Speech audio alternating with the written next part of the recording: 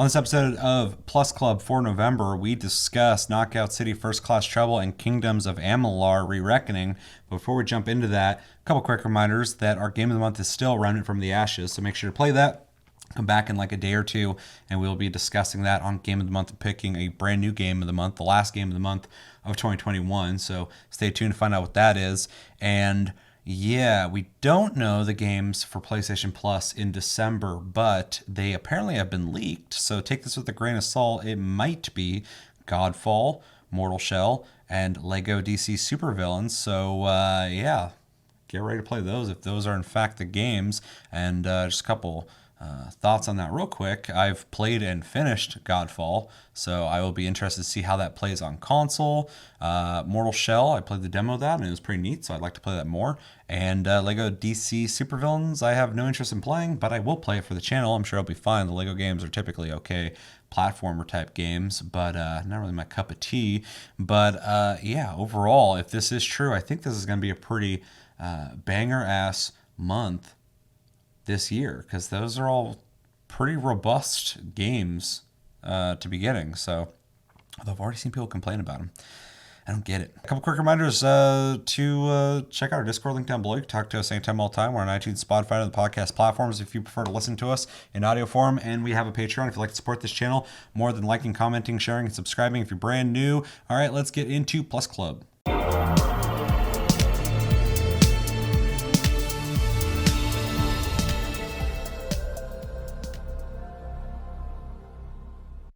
What's going on, guys, and welcome to November's episode of Plus Club, the show where we play the games offered on PlayStation Plus throughout the month, and at the end of the month, we talk about them. My name's Seth. Joining me today is Chevy. Chevy, we took a little longer break than normal between episodes. We celebrated the holidays. How you feeling? In the USA, yeah. Hopefully, you guys all had a good holiday if you celebrated anything, and if you didn't, hopefully, you just had a good week. Yeah, hopefully it's just a good Thursday. Yeah, hopefully it was all right. How you doing? I'm good. I'm on vacation for a few more days, so I've been just kind of being lazy. So I feel it. Screwing up my own sleep schedule, which I do every time, thanks to my brain going, you have this free time, you got to use it. So yeah. So I just don't sleep a lot. I don't sleep a lot anyways, but I sleep even less when I'm on vacation. Yeah, so. Your sleep schedule's been real fucky lately. Yeah. Going to bed like 8 a.m. and shit. Yeah. It's too fucking early, dude. I'm too old for that shit. I do that, and I feel horrible for like 2-3 days. It's fucking stupid. I think I could insert the meme of that's my secret, but yeah, pretty much. Yeah, say I'm always tired. So, I'm doing pretty good too. Good. I've been in a perpetual state for like 2 days now of just being full, which isn't good or healthy. And I don't suggest people just sit there and eat food, but when you got a lot of good food around, I celebrated 2 Thanksgivings, so that was fun, but rough. I feel like a fucking strong lethargy right now. I just want to take a nap. But on that, it's been a good week, and yeah, sorry for the delay on the episodes. It's been a busy week for us. So with that said, we got to do Plus Club. It's the end of the month, and we played Knockout City, First Class Trouble, and Kingdoms of Amalur and ReReckoning. And a quick reminder that we will be doing Game of the Month very soon, talking about Remnant from the Ashes, which we played on PC, and we'll be picking a new Game of the Month, so come back for that as well. And we are going to try and do a Tasty Cast soon to make up for the week that we were doing holiday stuff. So stay tuned for that. All right, so we should probably start with Knockout City. sure. All right, so did you play it? Yeah, I played that. Okay. If you didn't get a chance to play Knockout City, it is essentially a dodgeball game. It's a team-based online dodgeball game where you can do like a death match, but you and like a group of 3 or 4 people versus another team. There are balls on the map that have different properties, kind of like Mario Kart. They do different things, like a multi-ball, a chain ball, and you throw balls at each other trying to eliminate the other team. There's other modes as well. You can also roll in a ball and have a teammate pick you up and throw you as a ball. So there's a lot of ideas in this game. We both played it, and yeah, I'm dying to know your impressions of Knockout City in November. Okay.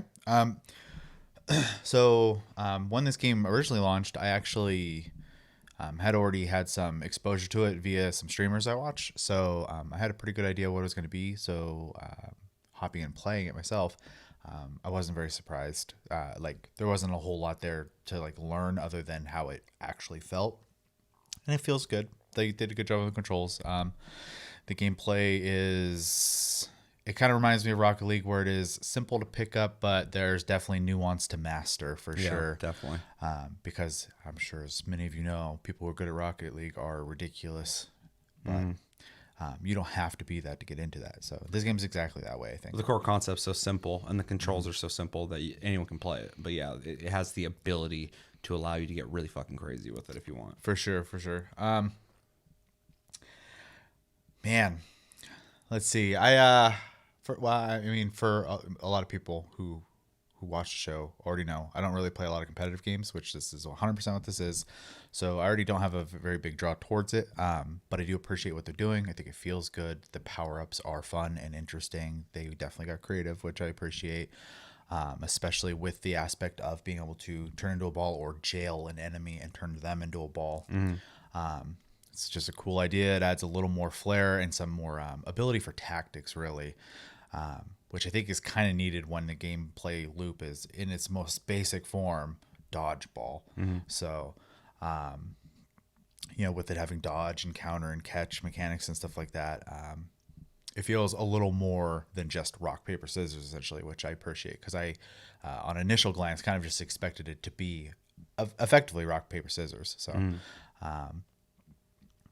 yeah, other than that, I didn't play a whole lot just because it wasn't my interest. I just wanted to make sure I could get a feel for it. It's not a very, it's not exactly a story-rich game, so I wasn't trying to get through it. Dive in a little bit more on some of the layers of the game. What'd you think of the visual style of it? It's not my cup of tea. Me neither. It looks good. Don't get me wrong. It's clean looking, but I hate the style. I think it's really dorky looking. It looks like they're trying to get like a Fortnite. And it's a common complaint, I think, that we both have is so many games follow this, and I get why they do it. It's real easy to make sure the game runs really well when it looks that way. It appeals to a lot of people because, it's not necessarily like a very hard style, I guess. Versus like, if you're going to go for ultra realistic, not everyone's going to be into that, etc. Well, even the like futuristic 1950s thing that they're doing. Oh, yeah. Which is, honestly, I think is kind of it's intriguing. That like you're playing dodgeball in front of like all these floating cars, like they're in the drive-in or something like that, just like watching. Right. But like, yeah, the visual style, the characters' faces, all that stuff, like it just has a visual style that I'm gonna be honest. Until you brought that up, I don't think it would have dawned on me that that's what they were going for. That's why I'm asking the questions, because then you can think about it. Because I think it's just because of how plain, texturally. Yeah. It is. Yeah, it's kind of generic looking. Yeah. No offense to the way it plays or like its technical look, but it is very plain. It's just colors essentially. What do you think about the game not having a free-form aim and just a lock-on system? Kind of expected it, to be honest. Really? Because when I originally watched it, like I said, it kind of gave me that rock, paper, scissors vibe, so I was expecting the lock-on. But then when it became a little more complex, I was like, oh, okay, so there's a little more to this than just that, but it doesn't really surprise me too much, especially being on a console. It probably also makes it easier too because they don't have to worry so much about implementing aim assist and stuff like that. So, and then it makes crossplay easier too. Yeah. No, I actually would expect a game like this to be like a freeform aiming game, like a third-person shooter, but it's not. And I think it's actually better for that, not just because like. To accommodate anything really outside of the game. It's not necessarily about aiming. It's about tactics. It's about hitting the ball back at them, throwing the ball, curveballing. The game's not about the aim. So it's kind of to give it credit, a really smart design. That the game's more about like movement and just understanding what the person who's throwing the ball at you is doing. And it's also more accessible to everybody because then even somebody who's not into shooters or a game where you have to throw projectiles or shoot projectiles at people can hop in and just get like, oh, it's already aiming for me. I just have to decide how I want to throw the ball, if I need to deflect the ball or dodge or run or something like that. Well, and I think because the PvP focus of it instead of having to concentrate on controls, you just concentrate on playing and the opponents. So. Yeah, exactly. Because there's a lot of things people can do. They can throw curveballs. They can throw them over walls and shit. And so you're spending less time worrying about how to aim at people or if you're going to get like a good shot or whatever, and more so about the strategy that is the main focus For sure. of the combat. I actually really enjoyed what they did with that. Yeah, I think systematically it's very good. Yeah. Just like I said before, my only complaint is really honestly is the gameplay loop's just not for me. But I do really appreciate. I mean, they went with a pretty simple premise, I think, and to make a PvP dodgeball game, and they had ideas, and it shows. So This is also an EA indie game, yeah, and sadly, all their indie games are better than their AAA games.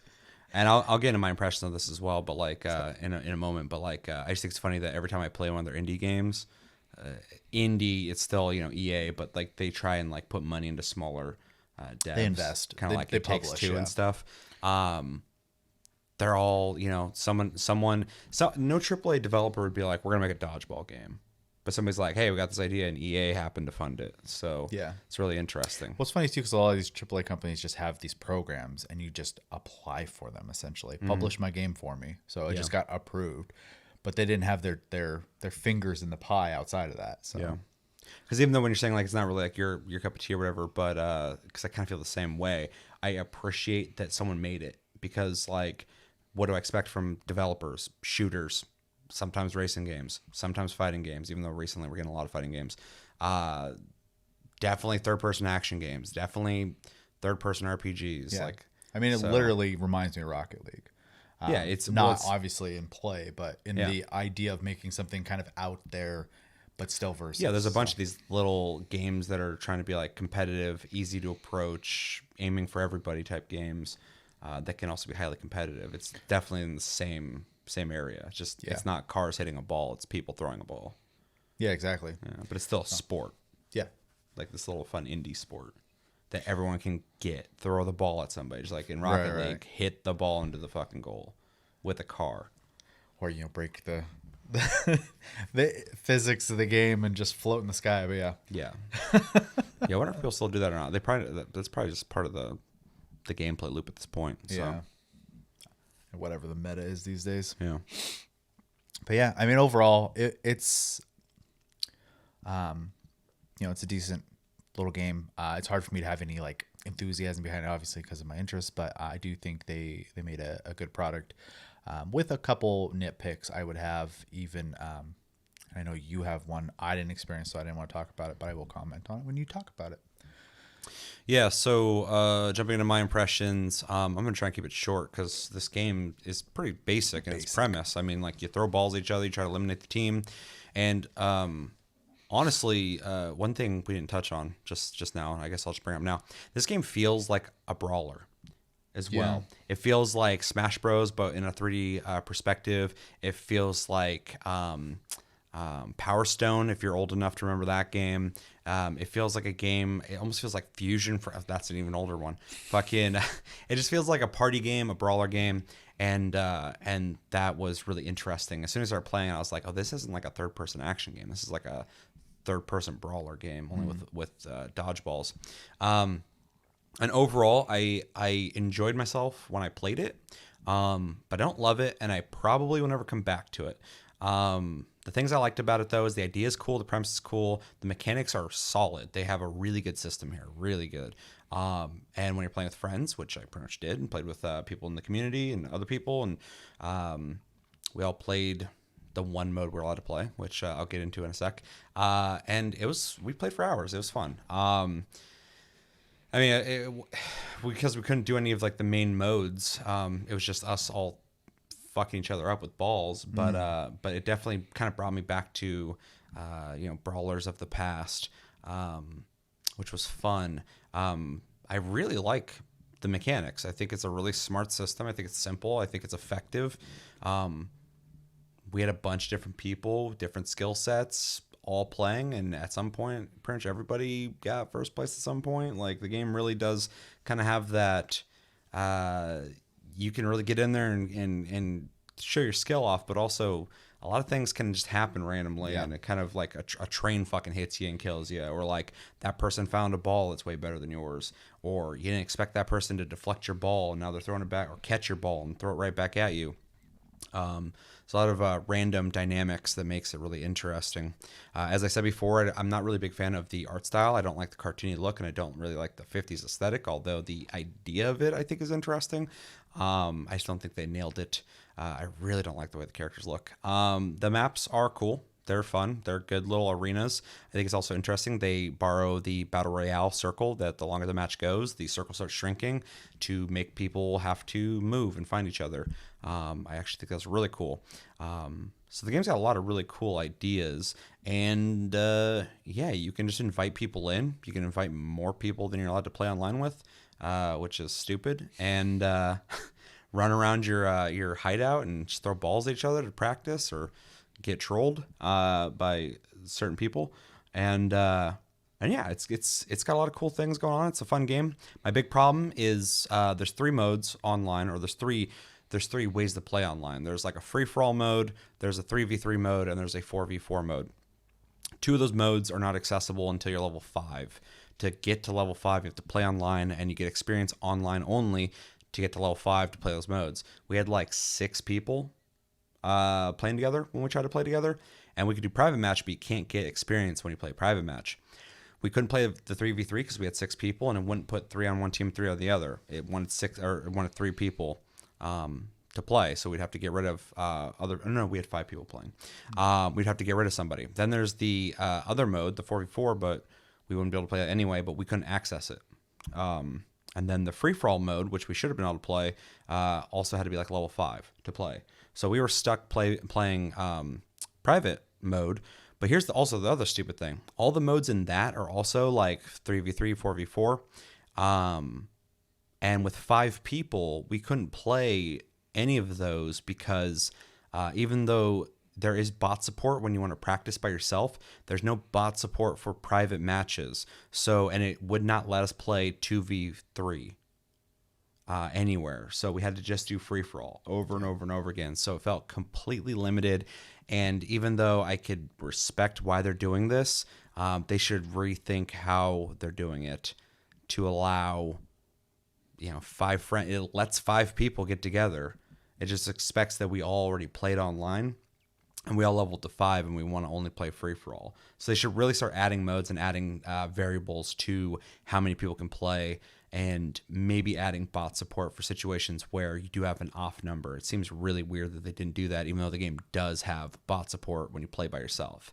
So that was a kind of a big problem, because we stopped playing because I was like, I'm kind of getting sick of playing the same mode over and over and over again. So, Right. So outside of that, I'm not going to say small issue. It feels like a very big issue because I want to play this with friends. It's a cool game that's goofy looking and has really smart mechanics. I'm glad it got made because games like this don't really exist. It's a cool idea, and I get now why when it came out, I was interested in this game when it came out because I looked at it, I'm like, that looks stupid. But then all these people are like, it's really good, it's really good, it's really fun. I'm like, how's that good? And I played, I'm like, yeah, it's cool. It's not like amazing, but it's definitely pretty cool. So I got to experience that, and yeah, definitely liked it. I just like I said, I don't see myself coming back because the game's not strong enough to pull me back, and also the lack of accessibility for different party sizes it allows you to be in but not let you play in. Really weird shortcoming for the game that I hope they address at some point in the near future. But yeah. Yeah, I mean, and so that was the part, like, I have an opinion on, even though I didn't have to deal with it. But yeah, what do you think? I do think that any game, if it has, a ranked mode, an online mode, and then like private matches or whatever, anything that's a private match shouldn't be restricted. Any game, I don't care what it is. Like if people want to play 1v7, yeah, no, I agree 100%. As long as there's no progression in there. Do that, yeah. And in the case, and that even in a more restrictive sense, if you have a 3v3 mode and a 4v4 mode, and the bot's already in the game, even if they're dumb, let them be in there anyways. Like I don't see the issue Especially in there. private. In private specifically, ranked mode, you do whatever the hell you want, right? That's your structure for a fair system to gain things. But in a game mode where you get nothing, fun should be available in all forms. So, Or if you're trying to practice because you want to get competitive, like it'd be nice if you could, like maybe there's like just two of you, but you want to play with like a full 3-on-3 or 4v4, and the game already has bots in it. Let people add them onto the teams. Yeah. And then I guess just as like you're not going to listen to me, I'm not your demographic anyways, but something I would probably like to see in games like this anyways is have some other modes available outside of just like versing each other. I could very easily, especially going back to the bot thing, you could have 4 people just sit there and see how long they can have one life against bots just that they keep coming in, and it would essentially be Call of Duty Zombies at that point. So Like a horde mode. yeah. Yeah. I don't see why that couldn't just be an extra thing for people to do. It doesn't have to give you anything other than just bragging rights. Look how many rounds I made it, how many points I got, etc. So people will do it. Some kind of co-op mode would be cool, yeah, for sure. And they could totally do it. There's plenty of things they could come up with. Yeah. So something I always think is weird when people make, and I think the same as when someone makes a game that's purely co-op, like. If they want to add like some kind of multiplayer component to it or whatever, or versus, you can throw it in there for people who want that. Just don't let it detract from the main thing. And same in this case. Obviously, you guys want to do versus, so but it would be nice to have. It's nice to have choices, I guess is what I'm trying to say. Yeah, I mean, if I ever, and it's not going to happen, but if I ever made a game that was online multiplayer, I would make sure there was a co-op mode in it. Just because it's something I always am like, this would be great with a co-op mode too, because then you get more people able to play it. Yeah. So yeah, I agree. Anything else? Nope. All right, let's jump into recommendations. I will start. I would recommend this to people who like games like Rocket League or other simple to understand but hard to master competitive games online. It does have a similar vibe. I'd also recommend it to people who like brawler type games like Smash Bros. And party brawlers. I'm talking about like games where you're just running around, just like having fun, throwing things at each other, hitting each other, stuff like that. I would definitely recommend it to you as well. If you like team-based games where team strategy is important, I would recommend this to you as well, because there are situations where you can roll yourself into a ball and be used as a ball if somebody doesn't have a ball, and that's something that you have to talk to your team to communicate. Or if you've been caged in a ball, you need to tell people, hey, I need help, and someone can come help you. It's a very team-oriented game, or at least could be if you were playing with the right people. If you like dodgeball, I know it's kind of a weird one, but like if you have an affinity for throwing balls at people or getting balls thrown at you, this game was made for you, so check that out. If you like cartoony-looking games, it feels like a lot of people are kind of getting away from that now. They're not really into it anymore, or I don't know if they ever were. Or like, interesting 1950s futuristic aesthetic, maybe it'd be worth checking this game out, although there's like not a whole lot of stuff to unlock visually, so don't get too excited about decorating your character all that much. And yeah, I feel like Mario Kart's system of having random abilities to use against other people, not the racing part, you might like this, because it definitely borrows from that. It does feel like Mario Kart in that sense. And yeah, I can't add anything to that. nothing. Okay. Then grade it. I mean, outside of my taste for it, I do think it is well made. It does have room to improve, I think, especially in the feature department. But outside of that, it does exactly what it wants to do. So I'm going to give it a B-. Fair. Even with my major complaint of the whole not being able to play the way you want to play in the game, I think it's a really smart idea. I think it does really good in what it's trying to do mechanically. I think it's a fun game, even though it's not really for me. So I'm going to still give it a pretty strong B. I think it's a solid game. It's just like a disappointment, like that you can't play certain modes with your friends unless you've leveled. And we could have all individually just leveled, I guess, but we didn't want to. So I guess it's our fault. But Yeah, outside of that little speed bump, the rest of it's all really solid, even if I'm not going to play it again. I think it's a really cool idea. I'd like to see a Knockout City 2.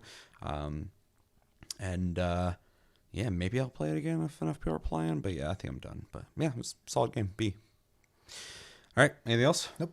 All right, let us know in the comments what you guys think of Knockout City. Did you like it? Did you not like it? Did you not play it? If you didn't play it, why didn't you play it? If you did play it, what did you like most about it? Why did you like least about it? Did you run into the same issue that I ran into? Is there a way to fix that I just didn't see or nobody else playing with saw? And yeah, what do you think of Sci-Fi Dodgeball? Let me know everything you're thinking about in the comments below. Second game we played this month I played this month is First Class Trouble.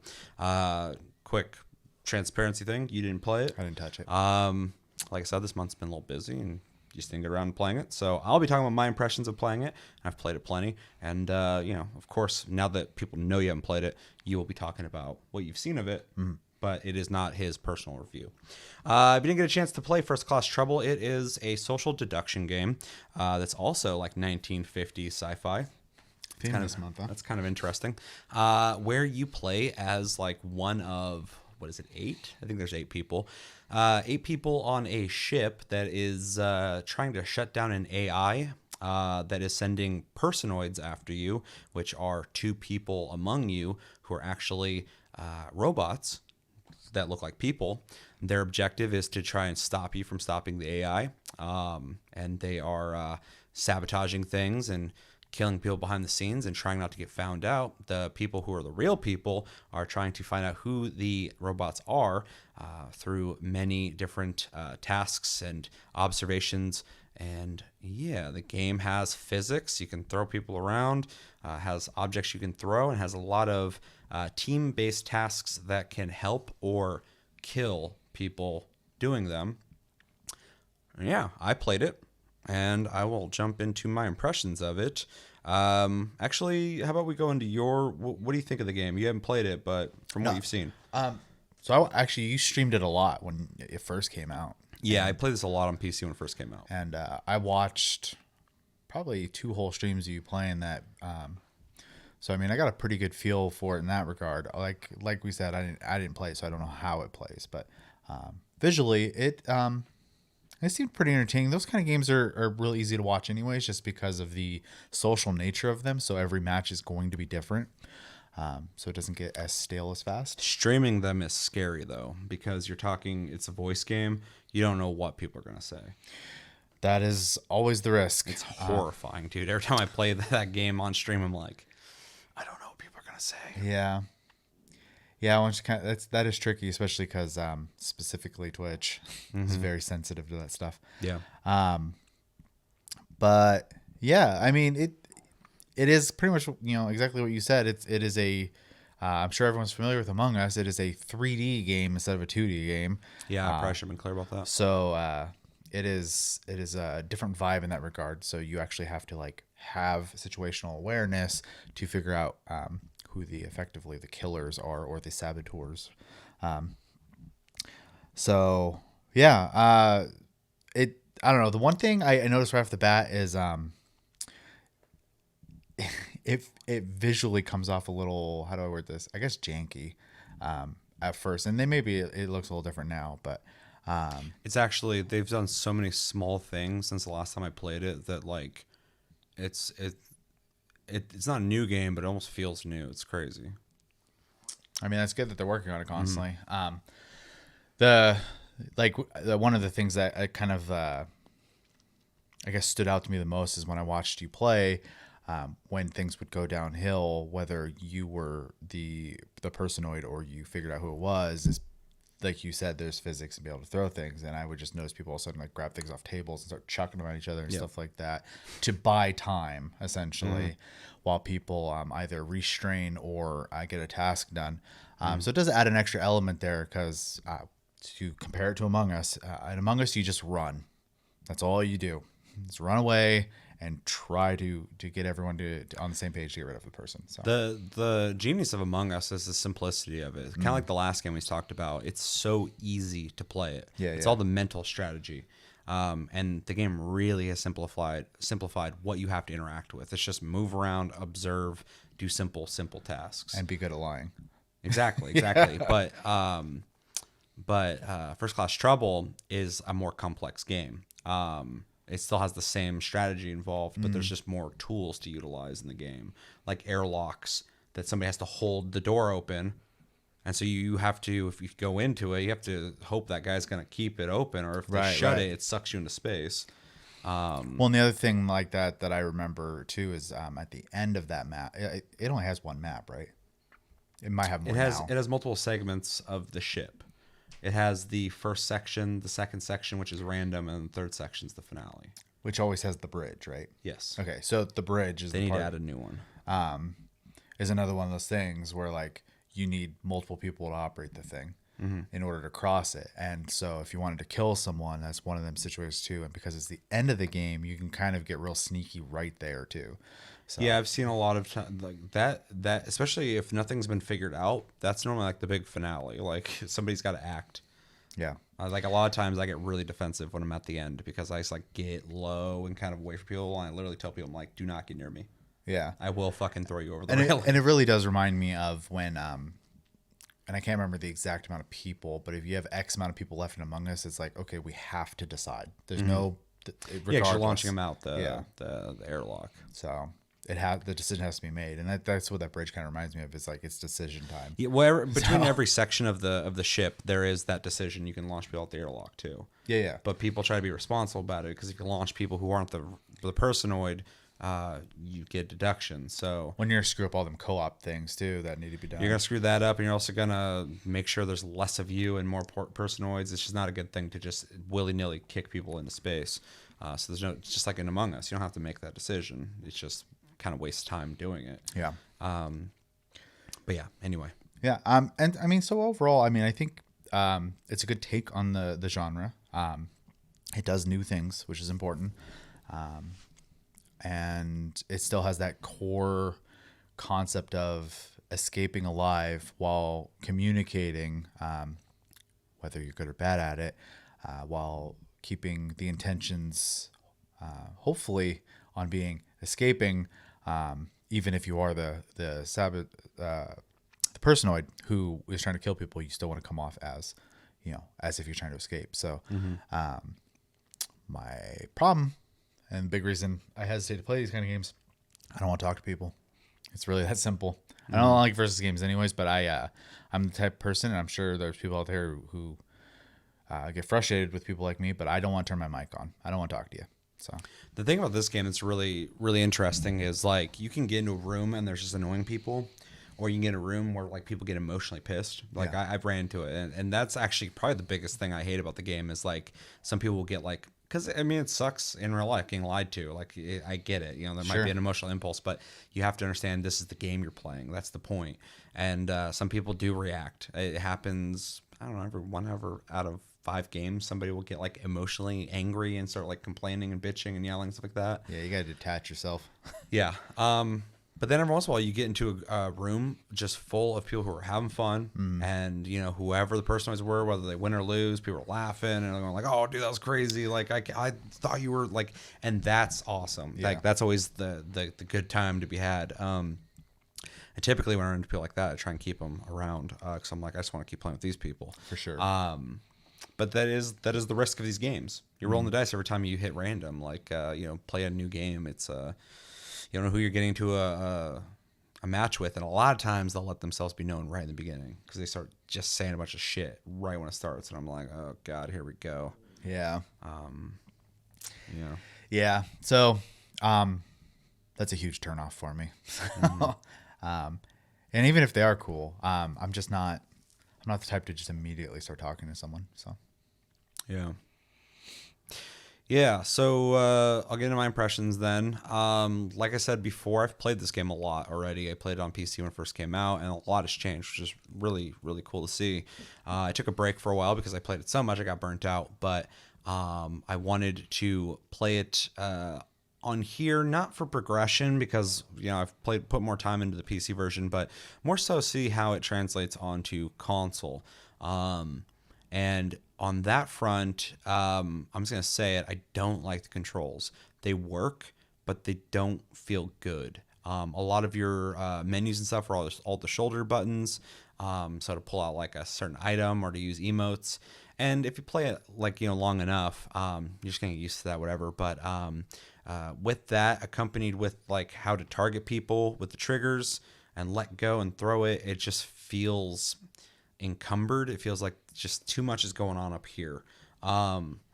And then a lot of the things you interact with are all the face buttons, like, square, triangle, circle, stuff like that. Grabbing people. And again, you just memorize it if you played enough. But then accompanied with the analog sticks that feel like, kind of not very good. I just wasn't enjoying the experience on controller. Also, there was weird bouts of lag I ran into when I was playing on PS5. I don't know if it's on PS4. Is it on PS4? I don't know. Is this the PS5 game? Let me know in the comments. Yeah, I was playing on PS5, so I was running into a couple lag issues every once in a while. Could have been network, I don't know. But the game looks really good on PS5. It looks just like the PC version. I was like, wow, this looks really clean. Like that's great. Also, just returning to the game, I honestly had I was so burnt out. I was like, man, I'm just going to play this for the channel and be done with it. Once I started playing it, though, I'm like, oh, yeah, I love this game. And that's a little revealing, but I was like, oh, yeah, this game's dope. I just want to go play it on PC now. They've added a bunch of stuff. When you started on the original version of the game as the personoid, you would just be a dude standing there and it'd go, you're the personoid. And I'm like, okay. Now, when it lets you know, you start as a robot and then your body builds around you. So you kind of get this sense of oh, I am a robot. It's a cool little detail. And there's a bunch of little details all over the ship now that just kind of add to that experience. There's gravity boots now. There's new areas. There's this botany area. There's still the pool area that I fucking hate. And they've just added all these small things to the game that just makes the whole game feel more and more complete. It doesn't feel, when it first came out, I thought it felt pretty finished, and the idea was great, but now it just feels so much better in every way. They really were tightening that game up in the time I haven't been playing, and that translates just fine on PS5. I was enjoying kind of exploring all that stuff. It almost felt like a new game again, because the last time I had played, they just added the squirt gun, which was rare. And the first match I played, since they added it, I found it and I got to use it. I was like, that's great. Never found one again. So that's cool. And you can just fucking squirt people off of shit. It's pretty cool. But yeah, so controls I wasn't a big fan of. Just didn't feel like it flowed as well as PC. A lot of new people on PS5 because it just came out, and the only reason that was an issue for me is because it had been out for a while. I played it for a while. I played when it was new then, and we're all figuring it out. Now I'm playing with people who are figuring it out again. I'm like, I don't want to do this again. I was playing with people the whole time. I'm like, dude, don't do that. Don't do that. Don't do this. Don't do that. One guy got killed right in front of everybody, and the guy was just dead on the ground. People just kept walking past him. I'm like, nobody cares. This dude's just dead here. What the hell's going on? It was really weird. But again, the game just came out on console, so I think it just released, didn't it, this month? I think that's why it was a plus game. Yeah, exactly. So yeah, that was a big hurdle for me as well, because I'm just sitting here going I haven't played this in a while, and I have to explain to people it was rough because people were making a lot of weird decisions based off just not knowing the game all too well. Yeah, I played and in the footage you're watching, you might notice, because I wasn't invested in wanting to play the PS5 version as much as the PC version, and playing with a lot of people who didn't know what they were doing, I didn't play very competitively. I was just kind of one round I literally, as a human, I wasn't a personoid, I started killing people. And they're like, what's he doing? And I'm like, they're like, he's the person? I'm like, I'm not. I'm really not, but I'm just chucking people anyway. Which is kind of an asshole thing for me to do, but that game really allows you to kind of experiment with social stuff anyway. I think it's interesting to see how people react to things. But yeah, I played this person a couple times. I sloppily won. I don't know how. I was just walking around hacking things in front of people. And that's another thing too. Everyone's new, so that was kind of rough. The controls I'm not a big fan of, a little bit of lag, but also nobody on console talks. Imagine that. It's crazy. There'd be one person hello? Hey, we got a mic? And they're like, oh, how the fuck do people not get a mic in a game where you got to talk? But people are just pissed the whole time. It's on PS5, everyone has mics in their controller. Exactly. That's the thing. Everyone's got a mic. And then I talk, be like, hey, there's somebody. And I'm like, yeah, that's what we're supposed to talk. I get some people don't want to talk to each other. And Sometimes that kind of works as a strategy in a game like this, not talking much, but and sometimes people just assume you're the person if you're not talking. Yeah. So anyway, but yeah, no one talks, so it was like really rough. So when I was playing the person, I was playing super sloppy. I think that's some of the footage you guys are watching right now or somewhere in here. I was doing all this stuff in front of people, and nobody was talking to each other. So like one person was following me, but I was like shoving him off railing to get him away from me and shit. And yeah, I ended up just like killing everybody. I'm like, that was stupid. I mean, though, those people aren't going to last very long, though, too. So Yeah, a lot of them. I mean, a lot of them are going to stick around for sure. If they like it, but yeah, a lot of them are just kind of hopping in and checking it out too. Yeah, so their experience isn't going to be what it's supposed to be without the talking. It's actually a big reason why, obviously I didn't jump into it was because I know that's the part of it, and I don't want to do that. So, so instead of making it hard for other people, I'm just not going to play the game. Like, so, play with some French people. That was hard because they were all talking, and I could only understand like a little bit of what they're saying. And I said some really bad French that they understood, which was cool. But yeah, everybody in the room was French except for me. And it was like 4 p.m. PST. I was like, what are they doing here? Like, what's going on? Because they're normally up would that be like midnight for them? Yeah, maybe. They're playing some late French games, dude. Yeah, because like back when I played like a lot of COD, like it'd be like 5, 6, 7 a.m. and they start showing up. Yeah, because I think we're about 13 hours from Japan. So something like that. Yeah, Australians definitely start getting up around 4 or 5 a.m. here. Yeah, they're about the same time zone as they talk Japan. So. I hate generalizations, but in my experience, talk a lot of shit, especially in COD. So yeah. Anyway, that was interesting. Seeing First Class Trouble being played with just like French people, and I was just like, je ne parle pas français. Like, and they're like, blah, blah, blah, blah. I don't know. Anyway, it was funny. Yeah, I had a lot of fun for the most part. I just wanted to play it on PC. I didn't want to play it on PS5, but I did, and for the most part, it works. And it works good enough. Like, if you're okay with those controls, or that's the only way you can play the game, you're going to get good with those controls. And you got access to that game, which I think is a really good game. So, yeah, pretty good impressions. Just not the way I'd like to play it. And also not with the people lacking the experience I would want, which makes it sound elitist, but it's just kind of frustrating playing with a bunch of people who but that's not the game's fault. I'm not that's not going into my grade out. That's going into my impression of the game. Because I mean, I'm probably going to grade this pretty high. I really like this game. So it was just, part of my experience playing the game. Yeah, for sure. Which is just funny because I went through it already on PC. Like, we're all there, and now they're doing it on console, and I'm here, and I'm like, I don't want to do this. I mean, I get it. It's a small tangent real quick, but like I play Final Fantasy 14. I'm taking a break right now, but a lot of new people lately, and so like running dungeons, you get a lot of new people, and so I just have to like have that mindset of like, don't expect, quick pulls. Like, this is just going to be learning. And it's probably sloppy gameplay. So, yeah, pretty much. Yeah, and I'm understanding. I'm never like, oh, you guys are fucking new. I hate this. Blah blah blah. It's just not ideal. I just in my brain, I'm like, what are you doing? Why are you doing that? Right? Why are they not looking at this dead body? Why does nobody care? You want to correct, but you got to realize you have to teach instead. Well, yeah, and I'm like, they're new. They just need to learn the game. Like, it's just gonna take a month or so. But yeah, anyway, it was a good time. I just wish more people talk.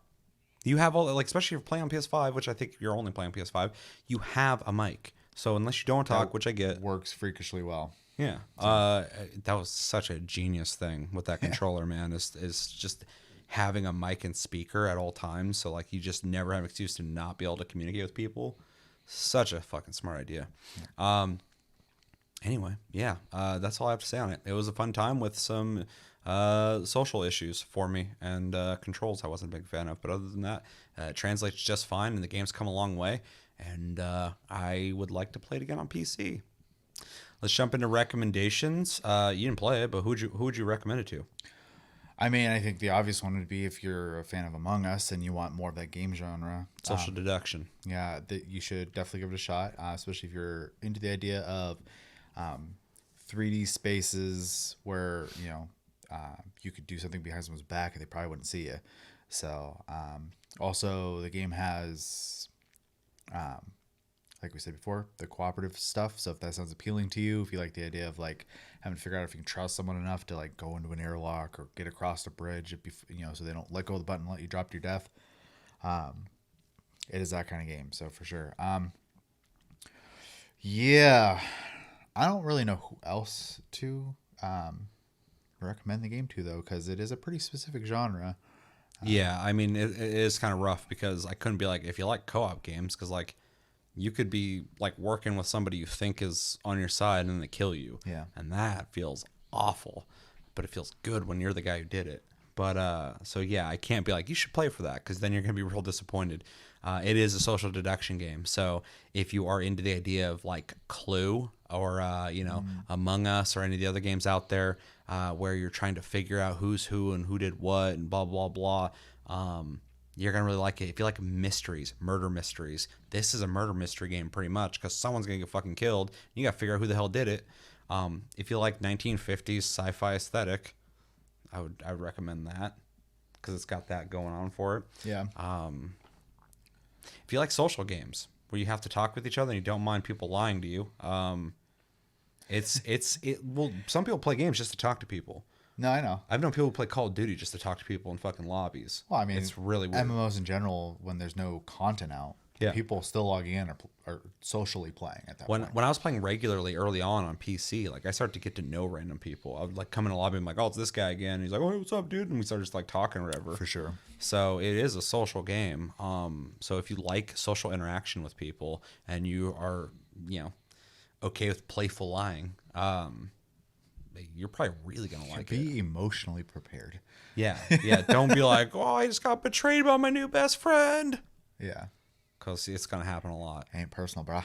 Because some people you can tell they just like, especially when you've been lying to them for a long time in a match, and then you fuck them over. They're like, "What the hell?" I'm like, "That's the game, dude. I'm sorry." Yeah, their communication skills and your gullibility were perfect together. That's all that is. So. Well, I've been betrayed in it too, and for a split second, Monkey Brain's like, "What the fuck?" And I'm like, "Oh, dude, that's." I'm like, "God damn it!" And then I'm done. That's about as far as I go. But some people, they just like, I can't believe you fucking lied to me. And I'm like, that's how I win. How could you have done this? I can't win if I don't. Some people just don't say much. Then they just like let someone else kill everybody, or they'll kill people. Those are the psychopaths.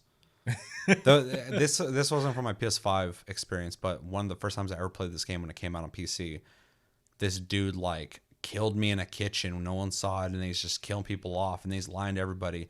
And at the very end, like this guy went across the bridge, and he just like pulled the bridge back, and the guy couldn't get across. He's like, "What the hell?" He's like, "Sorry, dude." He's like, since the beginning, he like had this whole villain speech, and he's just sitting there telling the guy. The guy's like, "Oh, what the fuck, dude?" And then he's like, "Yeah, sorry, man, nothing personal." And I was like, that guy's a real psychopath. Like that guy's been preparing for this for his whole life. That game really shows you who's really a fucking nutcase. So if you're interested in that too, if you like to watch like Netflix documentaries on serial killers, play this game, because you're gonna run into a lot of them. Yeah. Let's jump into grades. You didn't play, but what would you grade visually? So yeah, purely as a form of content to take in visually, I would say it's entertaining enough. I could watch streams of it, so I'll probably give it a B.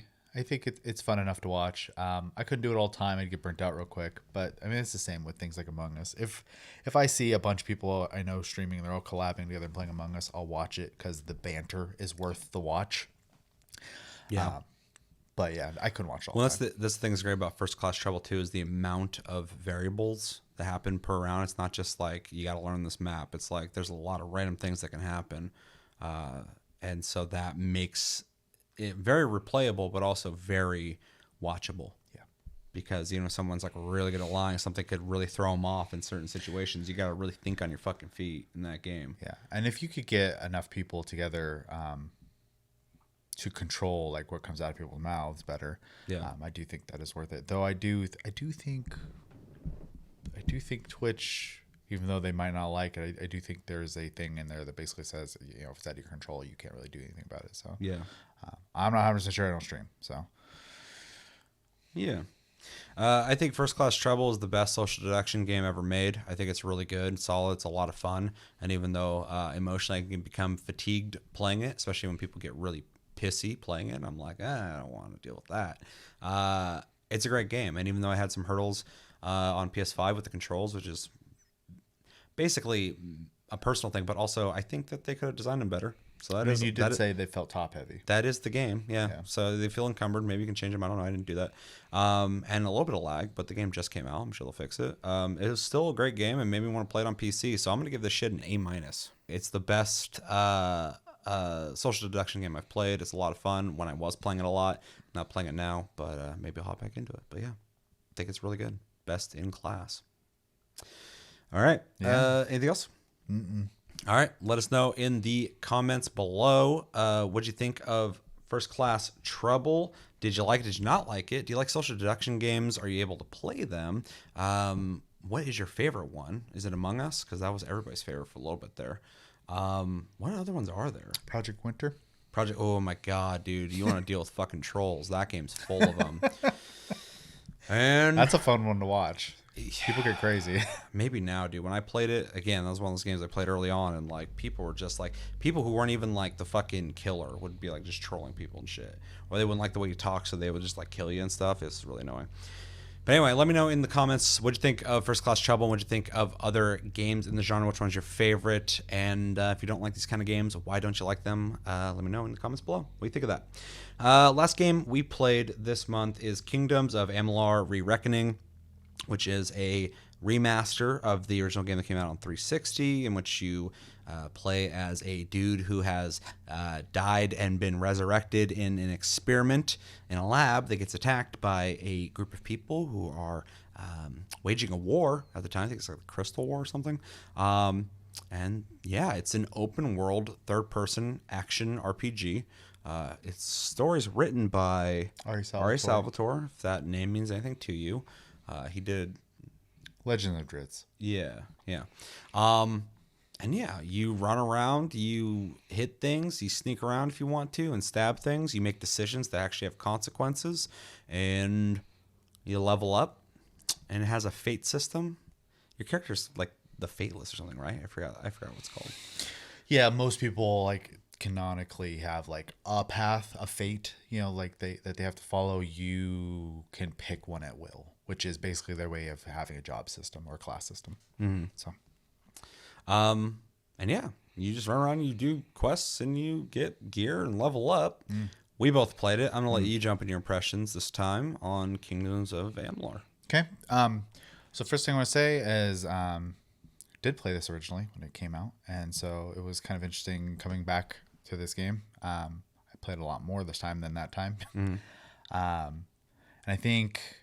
I mean, you kind of talked about this a little bit, but I think it also has a lot to do with age. But when I played it when I was younger, the game has a lot of dialogue. Yeah, and no, so it's kind of crazy. It was hard for me to get into at the time. Now that I enjoy that kind of stuff, it was a lot easier for me to get into. I do think there's some interesting dialogue in the game, though the story itself is not super compelling to me. What they're saying, I think is done really well, actually. So that part felt really good. I don't want to knock the graphics too much because it is a remaster of an old game. So it gets kind of a pass there. Yeah, it's kind of tricky. Yeah. We start critiquing the graphics because you have to recognize the game came out multiple generations ago. Yeah, for sure. Mechanically, it has aged a lot. This game is not enjoyable in that sense. The menu system is a huge pain in the butt. And I play a lot of Japanese games, so it's very menu heavy, and they do it way better than this game does. So yeah, it's an older game too, but it's still like even back then, it's just really clunky. Yeah. In that regard. Yeah. The world is not super interesting to me, mostly just because it was designed to be a different game before the realized product, and it feels kind of empty because of it. So I do believe it was supposed to be an MMO first. They turned it into a single player RPG, and so design philosophy doesn't really match, in my opinion, in that regard. Yeah, the environment's like really fucking big, but vacant Very and empty, open. yeah. There's not a whole lot of ambient things happening. There's not like a lot of NPCs, a lot of enemies. I also don't expect it to be like super dense because I realized this came out a long time ago too. Yeah, but other games in the genre back then weren't like this. Right. I'm just saying, like it's definitely just to kind of be a little fair on it. It wouldn't need a lot to feel more full, like a tree here, a tree there type of thing. It does feel they didn't do a lot with it essentially. So Not to jump in too early, but like I think that's probably my biggest complaint about the whole game in general is the environments. They're not the worst thing ever, but they're almost like N64 designed. The graphics aren't, but like it's just like these flat areas that feel like you're in a big giant room. like a Conquer or a Banjo Kazooie. Yeah, like, 100%. yeah. And then like all these just trees that just go up into the ceiling, and like you just feel like you're entering like rooms, these big rooms that are flat. Yeah. That are like supposed to look like a forest, and it's just weird.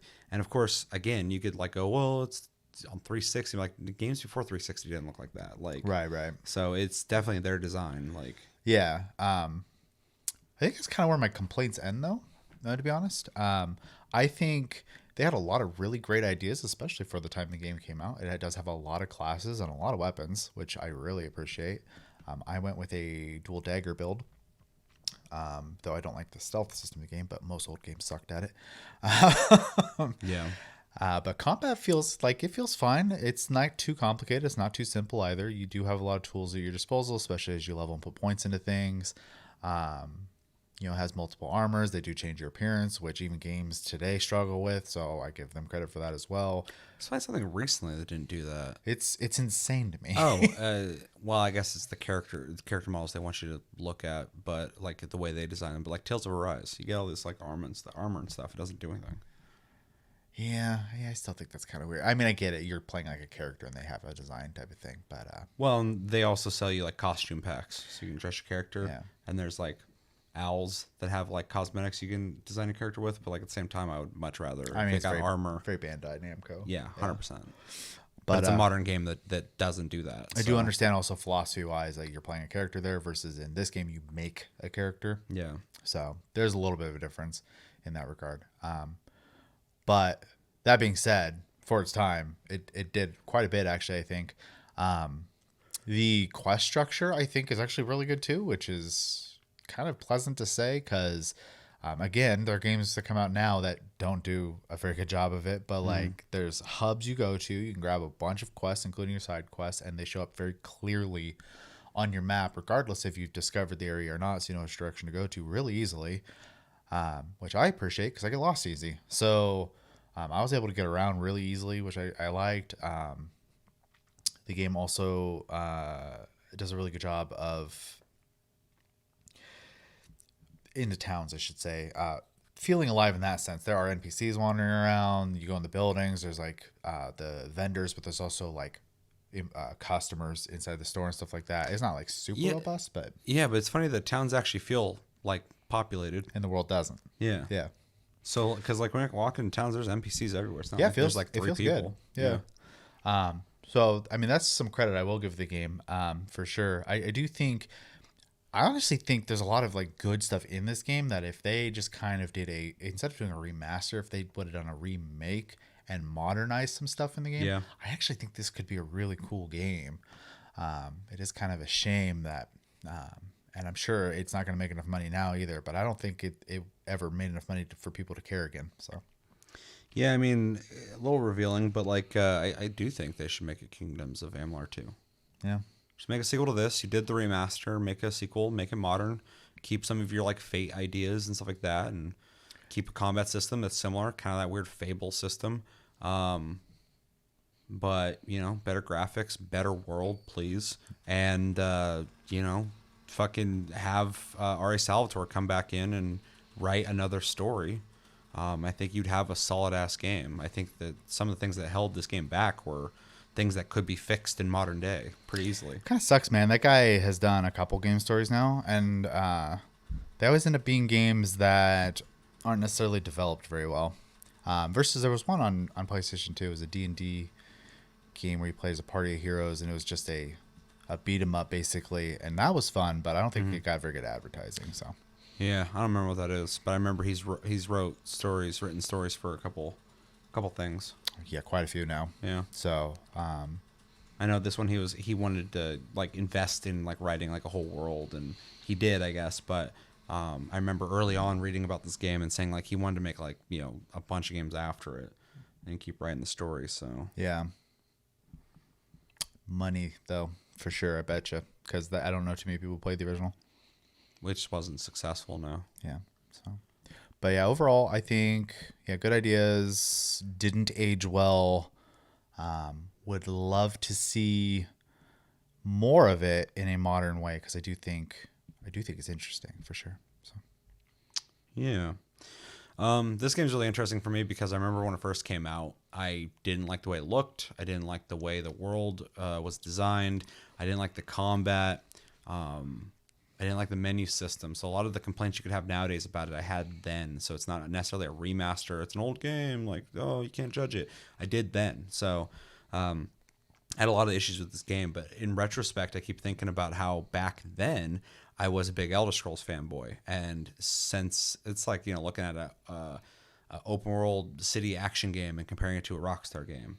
Back then, it's unfair to be like, wow, it's not Skyrim. Well, it's not Skyrim, fucking Oblivion. It's not, Morrowind.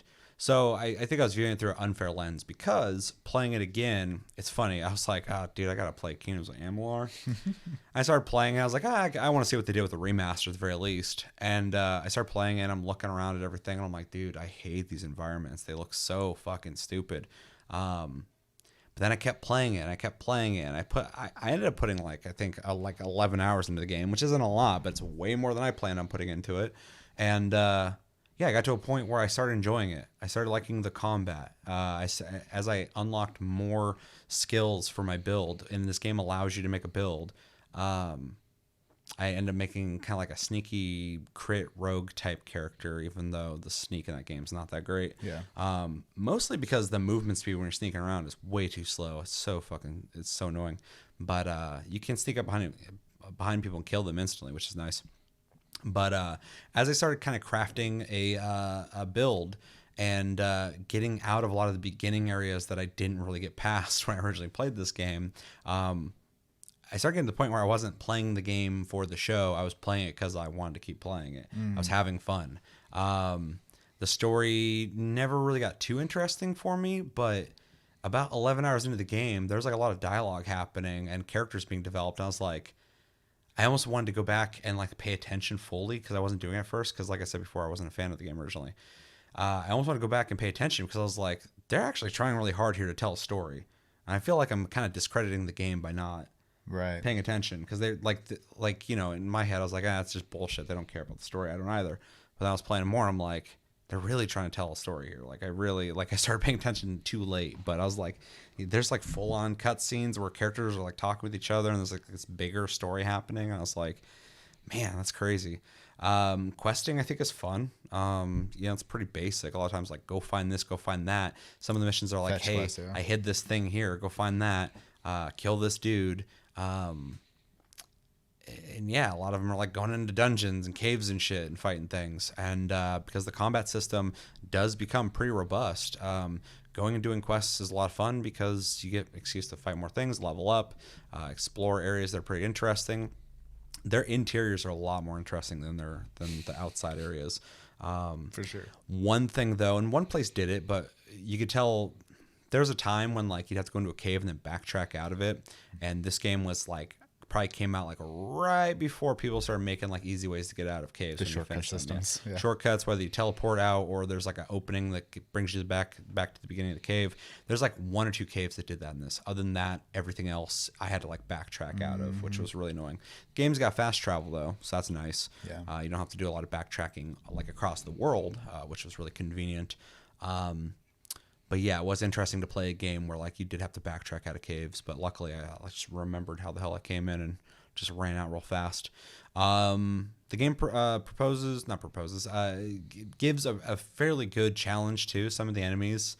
I guess they're leveled, so maybe I was just fighting things that are higher leveled than me. But there was fights where like I almost died, or I would get like my ass kicked by something really big that wasn't quite prepared for, which is something I miss in a lot of games. Going into zones, they're going like, "Ooh, I'm not supposed to be here yet," but then fighting something that you're not supposed to fight, and then you kill it, and you're like, "Oh hell yeah, I fucking Yeah, because everything these days is adapted to like yeah." scale to you. Yeah, everything scales, which I understand why they do that too, and it's fine in most cases. But I do miss coming back to here and being like, I'm way stronger than you now, or like, ooh, that guy, I gotta conquer that. Combat's pretty cool. It's like a better version of the Fable combat system. You press one button for one type of, it's an attack, but it's a certain weapon, and then the other button, the other weapon they have equipped, whether it's like two melee weapons or like a bow and arrow and a sword or daggers and a Staff. weird fucking wand that shoots fire. You can really kind of create really interesting combos, specifically ones that are going to be more tailored to whatever build you're working on. With my guy, I was using dual daggers that had poison on them, and I had a poison move that I had activated at all times. And then I had a teleport move as well. And then I was using like some kind of fire wand as my secondary, because every once in a while I'd run into... We played pretty similar. I would run into enemies that were really weak to fire, so I would just hit them with that shit and then start flopping around with my daggers. Yeah, it's funny because when I originally played it, the easy tree to go towards was like daggers and a bow, because like all the gears kind of like set up for that right off the bat. But I did see there was an advanced tree for stealth and magic, and I was like, I kind of want to do that, and that's yeah. And the game allows that, and the combat even with magic is like fast paced and actiony, so it's gameplay wise fun. It doesn't have like a slower pace at all. You're just kind of like going through dudes and blocking, and that's one thing that's weird about the design though, is like you have a shield for your block that you just pull out. Then you block with the shield and you go back to using your daggers or whatever. Yeah. I'm like, I kind of hate that. But yeah, it's weird. It's like they didn't want to make animations for every weapon blocking. So it's like, just pull out a shield every time you block. I'm sure it was a lot easier. I'm sure it was great for them. But I look at them like, God damn, dude. Yeah. I don't want that big shield. That's not me, dude. That's the old me. And yeah, I mean, it's weird. I enjoyed playing this game. I liked it. I actually kind of, in the back of my head before I played, I was like, it'd be funny if I played and I liked it this time around. So I wasn't even surprised that it happened, because I feel like a lot of it was bias of the reason why I didn't like it originally. It also has some issues. The menus are clunky. I don't like the way they're set up. It is an older game. Some games still have that kind of, but it could be better. But it's an older game, so I'm not going to hold it against it too much. And then the environments are still shit. Like, they were shit back then. They're shit now. They do get better later in the game. But I just think they're designed so poorly. And again, if those things that I read a long time ago about the game originally supposed to be an MMO were true, they probably designed the environments for multiple people to be running around, and so that's why they're big, open, and flat. But when you're just by yourself, you feel like you're just in this like fucking Willy Wonka goddamn warehouse. It's weird. It's a weird design, and I'm not a fan of it. Yeah, combat's good. There's different armors and weapons, and they all look different, which is always more exciting. Skill trees, plenty of quests to do. Quests you can take on that you can't do yet, so you work towards them. And a fully fleshed out story. So yeah, I liked it. It was fun. Yeah. All right, jump into recommendations. I would recommend that. It's so hard to recommend an old game to people, because I'm like, didn't you play it? You didn't? Well, maybe play it, but there might be better games now. But yeah, I'd recommend it to anybody who likes fantasy games, RPGs, action RPGs, not like traditional RPGs. Western RPGs. I don't want to recommend it too hard for people who like games like Skyrim, Oblivion, fucking Morrowind, because those games are like really crafting a story for you. You really get to make decisions and really make your own character. And even though this game you do get to make a character as well, it's not as immersive as those games. So skill systems are completely different too. Yeah, so it's hard to compare the two in that sense. I think it's closer to something like Fable. So if you do like Fable, I think you'd probably like this. I think that's the more responsible suggestion I could give somebody. A recommendation is to say, if you like Fable, you probably will like this. In fact, as somebody who likes Fable and Fable 2, I think I almost liked this more, because it felt like what Fable was trying to do, even though social systems in Fable are really cool. They did a lot of really cool, interesting ideas. Especially Fable 2. But core gameplay, this is a tighter game, I think. and a better experience. So yeah, if you like this kind of games, definitely play this. If you like games where you do a lot of like fetch quests, running around doing side quests, main quests, just action RPGs, but like more specifically ones where the world's not scaling with you, it's kind of a nice reminder of what games are like. So definitely check it out there. Like Then Dragon's Dogma is like that too, I yeah, think. yeah, that era is like the last era. Yeah. Anything you want to add? Yeah, I mean, you said kind of the main ones, third person, action role playing games, Western RPGs would be the best way to word that, I guess. If you're into those, I think Fable was actually a very good suggestion. I wasn't even thinking that until you said it. But I didn't play a whole lot of Fable outside of Fable. Was it 2 or 3? I loved Fable and Fable 2, but Fable 3, not so much. Fable 1 was the reason I stopped playing Xbox originally. So.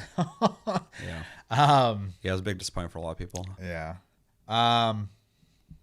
Yeah, if you like R.A. Salvatore's works, I would recommend checking it out just to even see that aspect of it. I read like a expanded thing on the story, and it's actually pretty intricate. Like, Dude's a good writer, so like it's intriguing. When I was reading about like the all these wars and stuff that happened in that world, I'm like, oh, they're actually like they're gonna do a whole thing. So okay, I have all the audiobooks if you ever want to listen to them work. So maybe.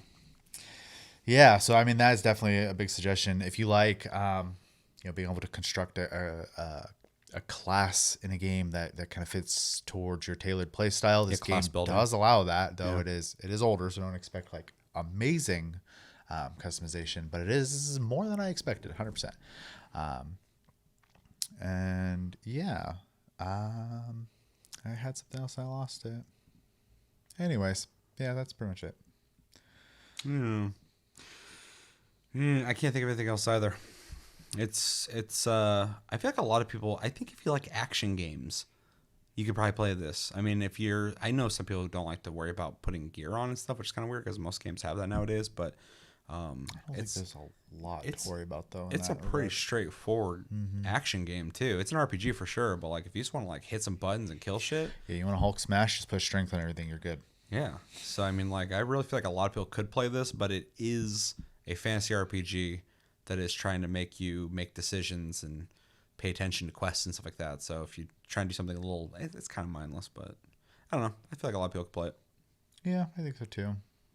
It is older though, so be okay with that, I guess, because it's not going to be as streamlined as modern games.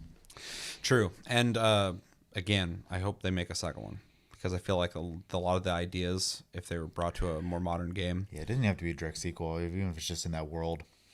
I would love if they made the sequel they wanted to make back in the day. Yeah, I'm just saying in general, though. Especially because THQ Nordic, so like they've shown a million times now they're and experimental and seeing if people want shit or not. I was gonna say I feel like a lot of times they do their remasters to test the waters, anyways. So yeah, I mean they made the Darksiders 3 people wanted. Yep, they wasn't gonna get made at first. So, yeah. Anything else? No. Let's jump into the grades. I will grade it first. I'm gonna give it a surprising, very strong B+. I actually really enjoyed the game. I am not gonna uninstall it. I do plan on playing it more. If I was paying attention to the story more, maybe I should go back and pay attention to it. I would maybe give it an A-. It's pretty fun. It's a pretty fun game. I'm definitely enjoying myself, even with the caveat of all the old systems and things that were more common back in the day. But in 2021, playing it with a less biased mind, maybe it's because I have more criticisms of Bethesda now than I did back in the day. I don't know. I thought it was a fun game. So yeah, B+.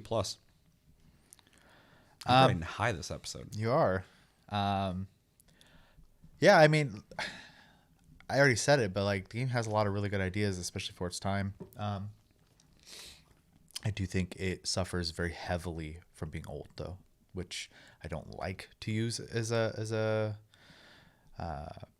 factor as much, but it definitely it aged too much, I think. There's some games I played that are older that I'm like, man, this is still really good nowadays. Like they did a great job. This game is just a little before that era.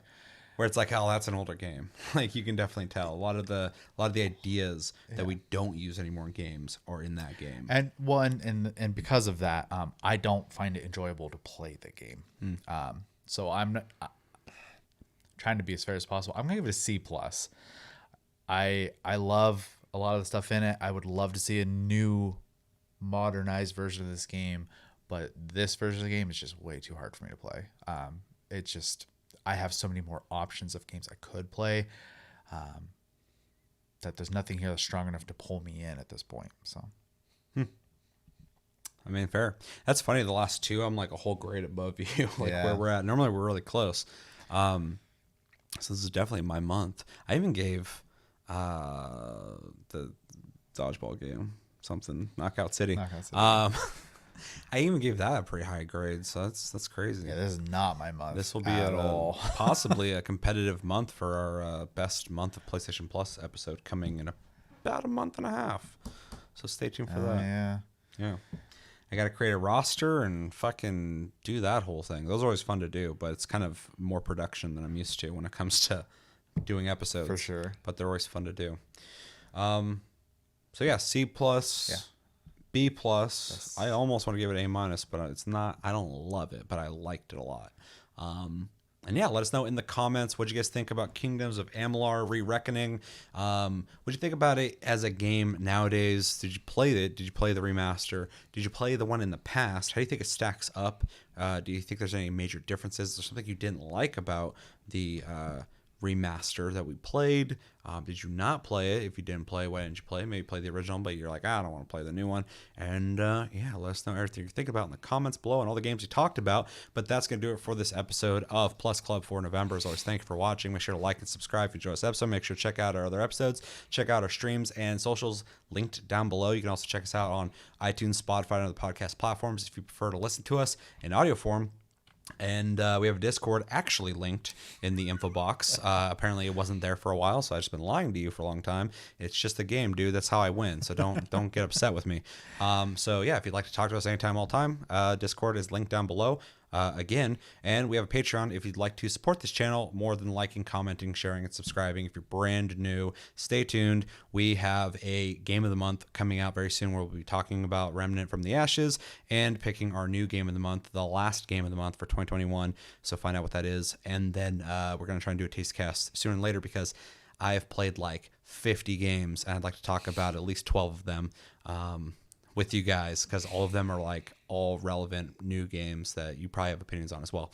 So yeah, I've been Seth. Thank you for joining me, Chevy. I'll see you real soon for Game of the Month, and I'll see you guys soon too. Until then, have a good one, guys, and take it easy.